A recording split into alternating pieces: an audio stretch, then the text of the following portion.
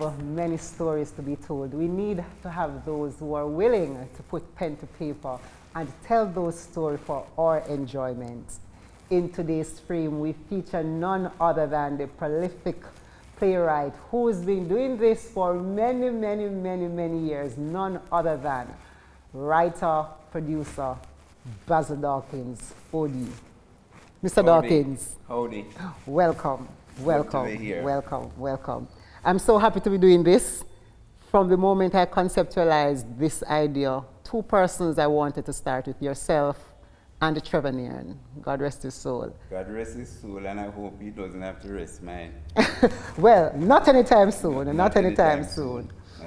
And so we just want to have a little conversation so we can hear more about your work, and also for those who don't know Basil Dawkins, can get a chance to know a little bit more about him.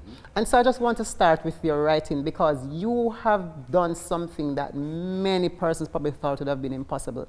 You have been writing, and maybe would have written more than 50 plays in your entire career, thereabout. About 40. Thereabout. See, and that's a massive number. But just share with us, how is it that you got started in the world of playwriting? Long story. I got started, first of all, how I got involved with theater in the first place, because the writing is a derivative of having gotten in theater. Now, from I was growing up, my mother always accused me of being too shy. She was uncomfortable with the fact that I was so shy.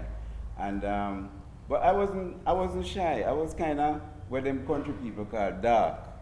Like if people, stranger come and think me gone, leave from front yard to backyard, I would prefer to be seen if I had to, but definitely not heard. And then as I grew older, she became a little more concerned about it, and always drilled in my head that if and when I got a chance to do theater and to act, that would be a major vehicle to take me out of my shyness without my even being aware that I'm coming out of it. So that seed was sown early.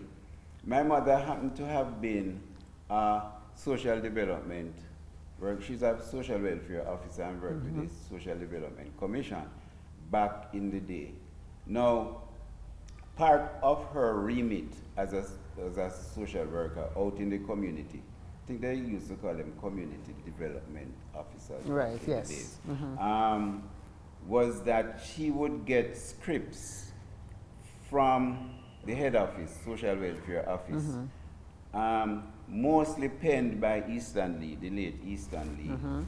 And the scripts would be at my house, and it was her responsibility to produce those scripts in the communities that she served.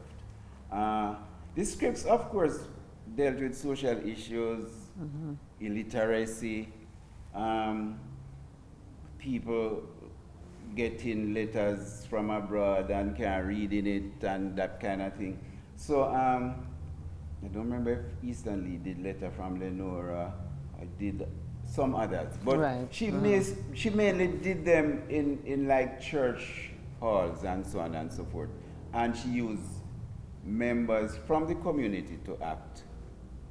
And she opened, rehearsals were kind of open so that people could come and watch rehearsals, so that even if they weren't participating in the production, they would still be hearing the message, and the message usually was relevant to them. Well, I had absolutely no interest in that. It was located in a church community. It was not me that. Football and those things would be better. However, the scripts were there, and then from about 9 or so, I just started to read them, and I found them kind of interesting, and I understood the issues that they were talking about, and they were in the language that was used was very easily understood and communicated the message very well. So that happened. Nothing special about it.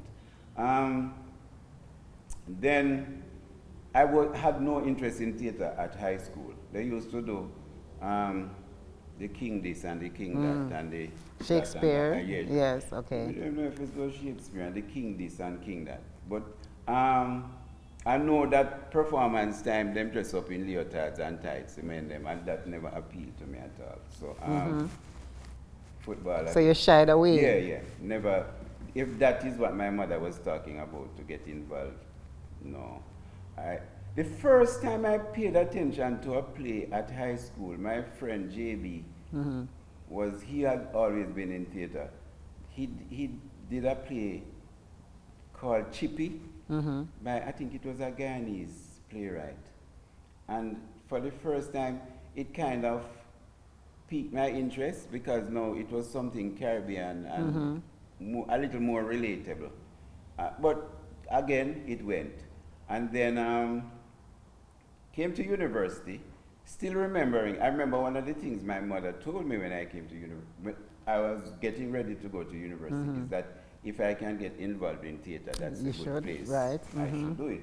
I came up, freshman's week, I saw Trevor Roan's Smile Orange on campus. That was put on for the freshmen. Of course, something just said, oh, I like Carl Bradshaw, Grace McGee, who again, I can't remember all the people who are in it. Glenn Morrison, who played the bus boy, and he said, yeah, this looks interesting. This is really, if this is what theater is, I will get involved. And then my walk from the Creative Arts Center, as it was then, to Taylor Hall, I started to listen to my inner voice, and my voice started, you're too old to start that now. Ooh. Everybody who would like that, they were in radio, which was true. Most actors had a career in radio. And I found all the reasons to sabotage myself, so nothing happened. So your mother's voice didn't come back at any point in time? Come back. Me just know, say, boy, it would have been a good thing, but now too late. So me just concentrate on my BSc or whatever degree that was there to get. However, JB, my friend again from high school, JB was now involved in the Talawa competition, and Taylor Hall had an entry, and he was very much involved in it. And we just curious, so him say, come watch a rehearsal. So I went to the rehearsal with him, and I kind of stood up at the door, still shy, and looking in on the rehearsal. And then at a point in time, the director said, hey, you, what you doing at the door? Either come inside or stay outside, and because you're allowing the air to go out from the air condition. As a matter of fact, come and stand up right there. We need a crowd scene. So you pretend that you're about 10 or 12 people right there. You don't have to say anything or do anything, but anytime we say crowd move, you move. It's you as the crowd. So me that, on stage, you know. So we say, all right, me hold the position, it's all right. Me learn now about what a rehearsal process looks like. And at the end of the rehearsal, I'm ready to leave now. And he said, hey, you, where you going? What is your schedule like? And him say, him bill me in for the next. You're available and so and so and so. And I say, but I have no interest in this. And this man have scheduled me for. Anyway, I was scheduled, attend my rehearsals, and I got one line during. One line, they give me one line. As it turned out, they never bothered with no crowd again. Me want to represent the crowd. I still remember the play. It was Ione by Walcott, not Derek, the other, his brother. And my darling, we get this one line, and me rehearse it like it's a Shakespeare major role. Me get one in my toilet, in my bathroom, everywhere I go, I have this one line, and I know it to the T. And everybody, on the night of the presentation, well, you know, it's a competition, so all the halls come out, beat down who them are beat down, and support who them supporting. And my girlfriend then, Me invite her from over UTech, man, and she come over with her friends and Crowd. For one man. line. And me is there to deliver my great major line. And I'm excited now, because it's the first I'm going to perform now in front of a full enthusiastic audience. Right. So me nice. I'm around them and then they put me in a costume. I don't remember what costume, but me nice now, And I feel, yeah, this is how my mother did that. You hear me, mother? I'm good again now, man. And me backstage, I'm nervous still, because I hold the line, I mean, say, yeah, not deliver it that way. Every word me go over. I went on stage, man, and the play started. Dorraine, in the middle of the play, me hear a man say me line. And me say, when you say me line, what do you think that? Look how me rehearse my line and my girlfriend and her friend them for hear me say this line and then and man just gone with me line. Don't me not tell no lie. From that on the stage, pure darkness me I see. Me not see nothing else because me vex. So till and me say, oh, we never know say these things happen on stage and those things. So you didn't get to say the line at all? No. After all that rehearsing and excitement and anticipation.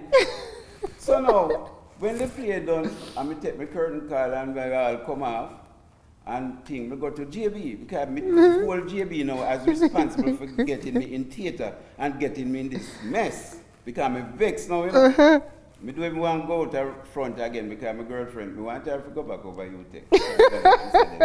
Because she messed up that line every day, so she know it too. So she'll wait for you to deliver the line. So I go to JB, and I say, JB, how come you have gone with my line, man? And thing. He say, oh, you mean? He say, Deco, we don't do that wait for about an hour, man. And you're emote and you do everything, but no line now come from you. He said the play couldn't go on if the man never said the line. He said, where I said JB? He said, JB, what are you saying to me? He said, Deco, man hint you, man a wink, man a do everything, and you just have emote. So you overplay. Me a hack. You don't remember if you said the line? Me a hack, man. They a hack. Man. So after that now, me kinda calm down and me ask myself and ask you that, how that line they just go from me at the time when me needed it and me knew it so much. Anyway, that was the baptism on stage. But during my undergraduate years though, I went on and did about 14 productions. Oh, nice. So me moved from crowd to me start get little mini support in roles. And then I'm going up. So by the time I graduated and having done 14 plays, I was invited to become a member of the Caribbean Theatre Workshop, which was the kind of elite group of theatre practitioners associated with the campus. Most of them are, of course, graduates. So clearly by now then, you've moved on from being stunned and emoting. Because if you've been invited to this elite group, it simply means you would have grown so much and understand the world of theatre. Right. And it includes like Black Jacobins. Oh yes, that's fabulous. Some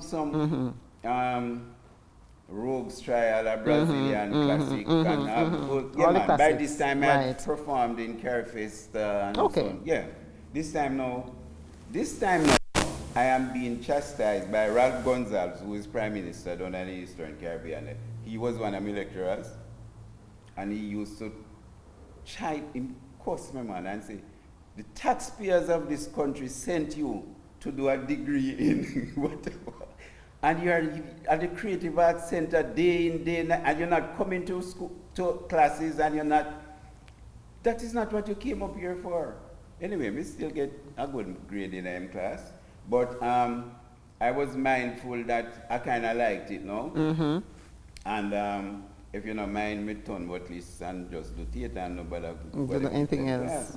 But and then people like Royal Gibbons and Keith Noel and I got Dennis Scott. I got Maraj, those Oh, guys. good mentors. Yeah, they had people who I was interacting with, and I was like a sponge, you know, I was soaking up everything. Right. And so over one summer, for example, I worked on a production, and Royal Gibbons, he made the costumes out of paper, and I was one of the members of the team, and we used to make the nicest paper costumes, and I mean, we're really into it now, man. So, but what happened is that after I graduated, I had a job with the Ministry of the Public Service that required me, and then shortly after that, Mutual Life required me to travel.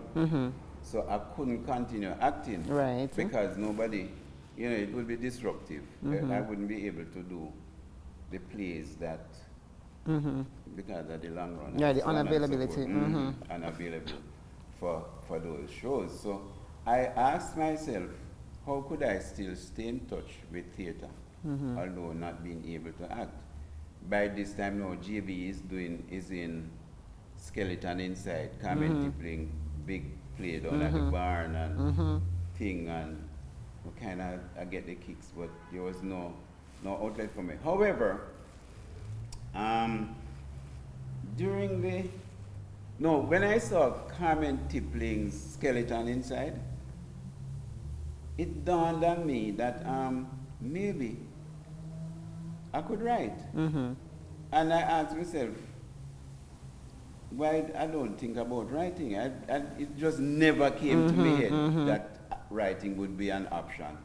And I started go to Carmen, because JB was in Carmen Tippling's play, and we shared a flat. We used to just go down to the theater with him, because there was nothing to do.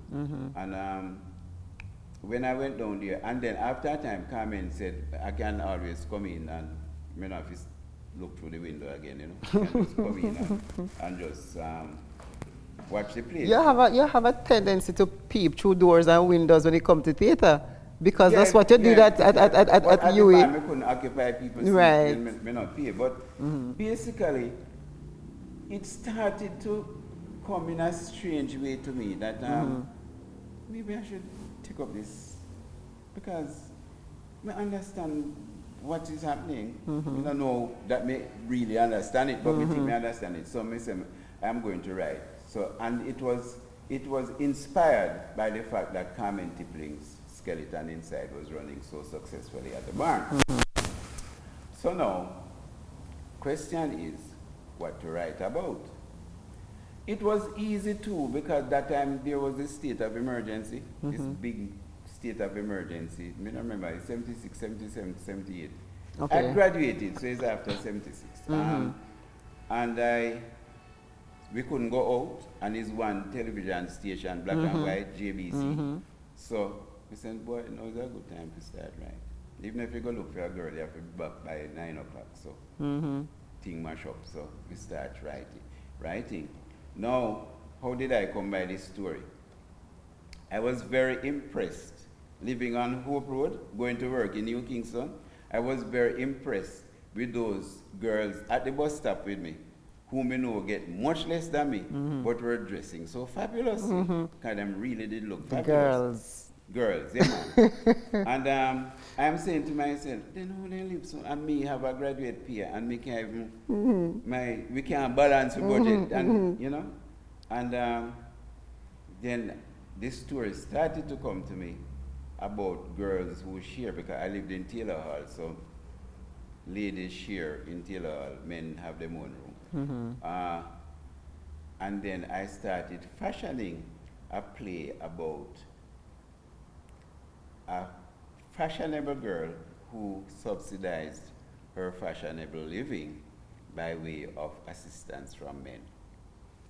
And she shares flat, as I was doing then, so I put in flat sharing, but she share flat with a kind of ugly duckling who is deep in her Christian and religious practices, will not ever participate in the things that our fashionable flatmate does, but has no problem enjoying the spoils Aha.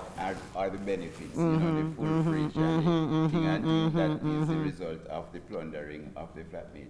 So that is how flatmate came. That's my first That was play. your first play, Flatmate. So the idea of writing flatmate, however, was to prove to myself that I can actually write a play. Well, I kind of fancy when I write it and put the end, I convince myself that I can write a play, but we have no further interest in that. However, somebody convinced me to submit it to the festival office. That time the literary competition was on, and it was a somewhat more robust, I think, than now. And Barry Johnson was the head of speech and drama at the festival. I submitted, forget it. One day I get a telegram that I must go to the St. Andrew Parish thing, prize awards, something, I get a bronze medal. So I get the bronze medal and I'm grateful and thank them. And I put away the bronze medal and I resume my life. I get this call from the festival office one day from Barry Johnson, who I'd never met before. He said, he's Barry Johnson and what am I planning to do with the play? Flatmate. So I said, planning to do with it? I don't plan to do nothing with it. I have no interest in doing anything with it. Me done, me write a play, and worse, me get a bronze medal, that means I can write. That's all I wanted. So, So you had no plan to stage it or anything? No plan to do nothing. Huh. We did just, it was during a state of emergency, you can't go anywhere. So we just use that for kill time. And he said in his Britishish kind of accent, young man, listen to me. When you have written a play, it's like a woman who is pregnant. Until you see it on a stage, the baby has not yet been delivered. Wow. You have a baby to deliver. Wow. So me say, Profound, eh? really? Well, this man I get me into it. And then he said to me, what made me move on it though?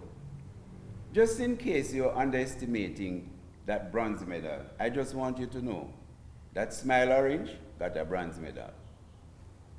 Smile Orange. That play that I saw the first time I came to Kingston, that impressed me so much. And a turn movie now or about to turn movie. He said, what, bronze medal? Trevor Road, get all the bronze medal.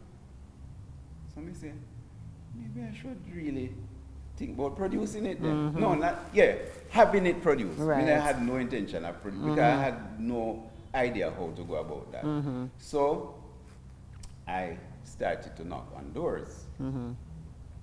Creative, but me come here, little theater. Little theater, that little theater never existed. And me talk. Them kind of technically laugh at me, you know. I go to all the established. Remember those days, you know, Dorraine, theater was more for the persons with, say, had spare time, and or wives of diplomats who couldn't work, and Upper St. Andrew. I didn't know that. Yeah, and so people like me, I mean, if I wanted to do theater, we really should be talking to Bim and Bam, Ralph Holness, that kind of, that's me there. Because I had two handicaps. One, I never came up through the pantomime, and then those days pantomime was kind of rites of passage. Okay. If you really were serious about theater, you must do pantomime. Done several pantomime. Right. And secondly, I wasn't trained. Seriously, is people who went to the Leone Forbes, Trevor Rowan, Brewster, and all of them, Rose Bruford, all of them trained. England trained. Lloyd Record, all of them. So, we never fit in either. So, I fall somewhere in the cracks. So, I kept beating on doors and asking people, did established and not so established theater people who were in it, and they said, and everybody, some were polite, nose, some were ghastly nose, some were disgusting nose. Some were racist nose. Right? It was then that after the battering and beating on doors, I formed the opinion, the mantra that I still find to be true up to now. I hear it seem as if both experience the same thing too. That when you're black, poor, come from country, and nobody knows your father, you have to suck salt through wooden spoon, man. Hard. It's difficult. Hard. Yes. You don't have anything going for you.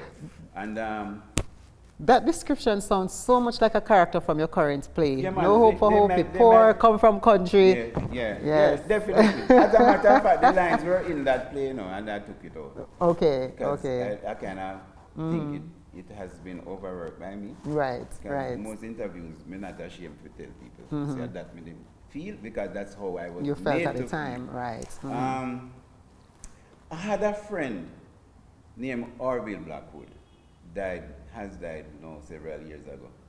Orville said to me one day, I think we were drinking, and he said to me, Basil, every day me hear you talk to this and talk to that about producing a play. What is producing a play? So I tell him the person who responsible for hiring the people and paying them and making sure the marketing is done and this and that and that.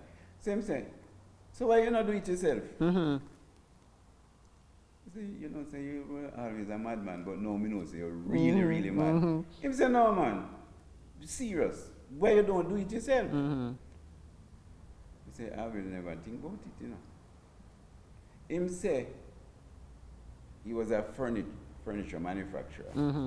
Him say, Basil, based on what I know about you and theatre, you know much more about theatre now than I knew about furniture manufacturing when I went into furniture manufacturing, and I'm a successful manufacturer. Why you can't be a successful playwright, producer, whatever it is? Go produce the play, man. Boy, I'm kind of disturb me with that, He link me over with that, and I say, yeah, why not? Really? So, I decide, say, I go produce my play. Hey! You think Bangarang they did, and they just asking people for produce it. Is now that we're saying we're going to produce and play, and now people want to know is who him and where he come from and who he think him is. Anyway, same Orville took me to his bank manager. Orville had an expensive new electrical lathe in him, and him tell the bank manager, introduce me in his office, him say, I will put up my lathe value, however, 1,000 USD did value, and give him some money and let him produce the play. Orville is really a madman, but he really don't do that. So I say, all right, I'm going to really, not play thing now. So now, next problem now, forget a theatre. So, of course, we got a little theatre and creative arts and everywhere, barn and everywhere. All the beautiful spaces. All the beautiful spaces, of course. I know them deal with me contemptuously,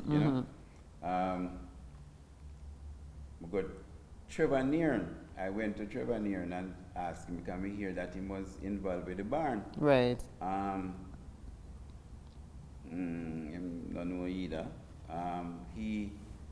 Because at the time, Trevor, although he was associated with it, Trevor Rowan was more in charge of it, or so it seemed. Anyway, we kind of give up again because there was no possibility of getting a space, and that is the first thing you need. I get a call to meet, to come down to the barn, and I think Trevor Nearn was there, and said, Mrs. Brewster in England, Evan Brewster, has instructed the barn to give the little boy who wants a try, to give him a chance in the theatre. Wow. So them called me now if take me serious now. I mean, Mrs. Brewster says So it has to So it happen. has to be done. Yeah, it has to be done. So we need more Orvilles and more Brewsters in our lives, And- guys. and- So and find you near- an Orville, find you near a too, Mr. because Alan apparently Nairn. Nairn got Yes. the information to her. Anyway, me get the theater now, and then after that it was breeze because I got Keith Noel to direct, and Keith Noel and I were in Caribbean Theatre Workshop, so him did, you know, Right. and we cast with Ruth Hoshing, Alwyn Scott, Earl Marsh from School of Drama, and That's a talented Dorothy bunch. Cunningham. That's a good cast. Yeah, man. I Yes. went for the best Yes, that was that's an available. That excellent was suitable cast. for the thing. And I'd formed the opinion then that if I am weak, and I consider myself weak, you can't Right. write your first play, and notwithstanding bronze medal, you can't write your first play and strong. So in order to beef up the thing, I'd get the best of who is available, and that's still my attitude Right. up to now. Right. That, the weak link in a Basil Dawkins production is the script, but because I'm going to get good people, it will work out. So I always go for the best. If I can't get Leonie Forbes, I use her. If I can't get Charles, whoever was the best. And so it happened that we produced and successfully mounted Flatmate in 1980, February 22, 1980. Wow. I wasn't even born yet, right? Yeah, I know that. Oh. I know that. But Dorraine, let me tell you something now. I just changed job from public service and gone into private sector now. So I was at Jamaica Mutual Life as a middle manager, a management analyst.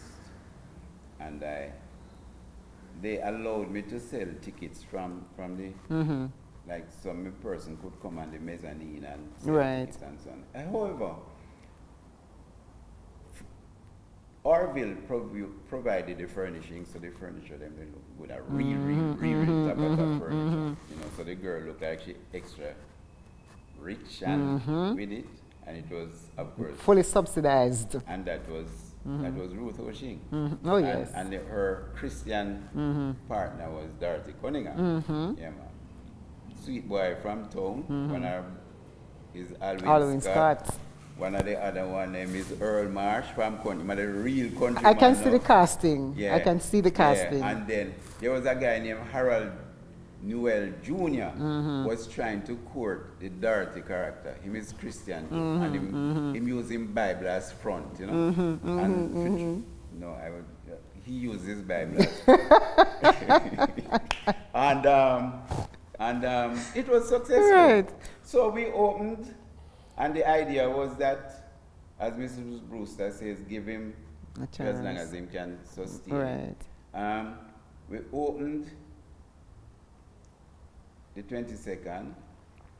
We sold out the first night, and then we start forward sale. Like if you wanted tickets for next week's show, you'd have to buy it from last week. Oh, that's how man. successful it was. It was very, very successful. But let me tell you, before we get into that, on the day the play opened, I got a call at work from Hugh Martin, the late Hugh Martin, the author. And he said, called me with a kind of panic in his voice. That time he worked at JBC. And he said, Dawkins, what happened?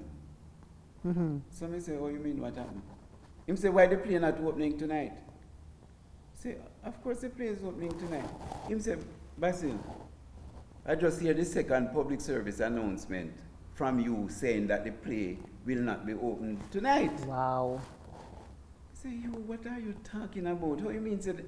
Him said, no, that's why I call you, because I was at the dress rehearsal and me not see who sick, who dead, what happened? So I say, my God. So now, I'm at Mutual Life, I'm a wing clip man. Me don't know what to do now. I don't know the first move to make. And my boss saw me, Elizabeth, and she said, but I said, what happened to you? You look so. And I tell her that we just get this card. So what Hugh did for me is to stop it being repeated. Right. He said he never knew how many times before it was, but him remember, as him hear it, him call me. All right? And she said, so how many tickets sold already? And I tell her, I say, like, the band held almost 150. I say, about 50, but I have plenty bookings and so on and so forth, so I'm afraid people are going to cancel. And she said, all right, give me 5 minutes. And she went upstairs to where them call the heaven, on the 11th floor of Mutual Life. And then after that, shortly after that, they sent for me. And I went into Jim Park's palatial office. And Upper heaven. Heaven. You go to God. And he said, how many tickets you still have unsold? And I say, about 100. And he say, all right. Consider them sold. I bought them. Wow. And then he immediately get you some gym. Yeah. Gym and boss. He organized for his PR people to raffle the tickets and so on and so forth. And I think Bagger Brown was the public relations person, and he raffled, but he told people that only if they are sure that they can come, should they take the tickets. Right. So it was a full house opening night, and a happy full house. Look at blessing. And then, yeah, man.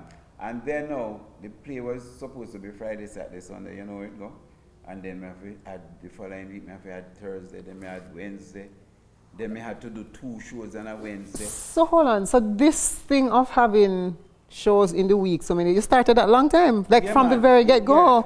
Yeah, kind of, yeah. Because it was supposed to be weekend. Because I mean, when I knew theater, most people were only doing weekends even at the time. Right. But I mean, now you do from like Tuesday to Sunday, and other places have now taken that on. But clearly you started that model from 1980. Yeah, Then we started to do, I think it was a Wednesday matinee, and so we started to do the 2 shows in the week. But remember, back in those days, Dorraine, there was a situation where downtown commercial districts, they gave half day off on a Wednesday, yes, and uptown do it the Thursday. However them do it. So you always had people who were looking for something and had the time. Because of that. So we had a very successful run, and the rest is history. Not exactly so, because the truth is, when I did my second show now, first of all, you know me never planned to be no playwright. With worse, never planned to be a producer. But me produce, and it all right. I'm ready now, me head back into my corporate world. And people start asking, so when you're doing the next play? So you're really going to give up this thing? And then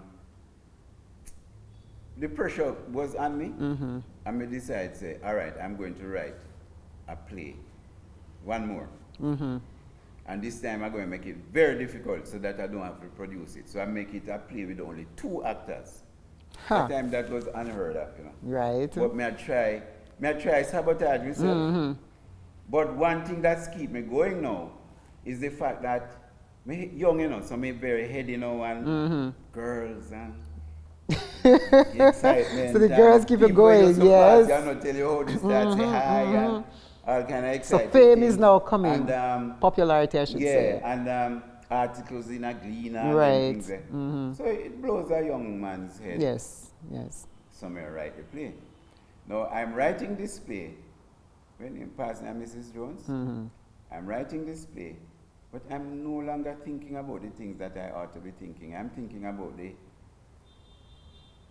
popularity and the plenty girls have and get invited to parties. Them days of them used to have plenty parties. Right. It's not like now when you hardly have a house party. Those days was house party days, and you get invited to party and you're going as almost a celebrity. And so me write Pastor and Mrs. Jones. Produce Pastor and Mrs. Jones now wasn't hard because I get bar now and everything going good, man. And opening night, I had a full house as you, but I knew what to do to get a full house by then. But after intermission, about a third of the, a third of the audience gone. Dorraine is the biggest flop, man. It was so flopped that I decided, out of embarrassment and in order to save face, I closed it about in week 3. Although it was scheduled to go the long one as flatmate, and we close it, man. There are some misfortunes that happened along the way. Like the original actors were not able to do it because some Ghana, I remember Bollier had to go to England and so on and so forth. So, but we went through. Anyway, we said, all right, maybe it took this to get me to understand that I must concentrate on my read work. Yes, the read work. Yeah, I mean, we do enough of this already. Let's bow out now. So, we bow out. Then now, by this time now, I met the one, Trevor Rowan. Not only meet him, I kind of met him from workshop days on campus and so on and so forth. But now, I am his neighbor. We are neighbors in Gaining Muse. And he sees me one day and he says, by the way, Dawkins, where have you reached with your next play? We say, very far, man, because I have no intention of doing a next play. After we get that beat up with the last one, and he said, listen to me. You will get beat up along the way. Beat up is part of this thing. If you can't deal with a beat up or two, stay out of the business. But if you feel that you would have learned something from what happened and the experience taught you some things, and you remember them, and you know not to repeat them in the next time, when you leave here, take up your pen and start write again. I must say. No, he said one more thing. You're going to make people remember you as the one who did come with one play where flop, and you never did anything about it. No, man. Even if you're going to come out of the thing, because some people will come out. At least do one, prove to yourself that you would have learned, and you can correct all the mistakes that you made. And I did couples after that. But this is a good way to segue into another question I had to ask you, because as a playwright and then as a producer and trying to get the best, etc., criticisms come with the territory, and some very harsh, some quite constructive, and then you now have children who are also in the public space. So the question would have been, how is it that you would have handled some of those criticisms that came your way, and how is that you also prepare your kids to handle those criticisms whenever they come? Well, the first thing I'd always said that people who criticize you don't look and maybe why they're criticizing you, but look if the criticism has merit. If in your mind it does not have merit, but you can understand why they might think the way they thought, and they have that point of view, still examine it, but separate it from the person giving the criticism. Because sometimes you really want people to be frank with you and give you the criticism straight up.